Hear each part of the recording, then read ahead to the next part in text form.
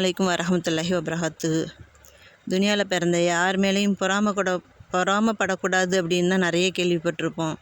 இவங்கள பார்த்து பொறாமப்படாதீங்க, அவங்கள பார்த்து பொறாமப்படாதீங்க அப்படின்னு தான் நம்ம கேள்விப்பட்டிருப்போம். ஆனால் பொறாமப்படுறதுக்கு தகுதியானவங்க 2 பேர் இருக்காங்க.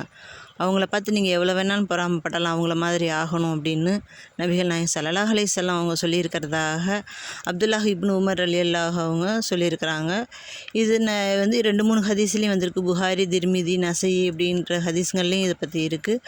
அதாவது என்னென்னா, இந்த 2 பேர் மேலே எவ்வளோ வேணாலும் பொறாமப்படலாம். அந்த 2 நபர் யார்? அப்படி பொறாமப்படக்கூடிய அளவுக்கு இருக்கிற அந்த 2 நபர் யார் அப்படின்னா, அல்லாஹ் தஆலா ஒரு மனிதனுக்கு குர்ஆன் ஓதக்கூடிய வாய்ப்பை கொடுத்து, அந்த மனிதன் இரவு பகல்னு பார்க்காம எப்போவும் அந்த குர்ஆனை எடுத்து ஓதிக்கிட்டே இருக்கிற அந்த குர்ஆன் ஓதக்கூடிய ஒரு நபரை பார்த்து நம்ம பொறாமப்படலாம்.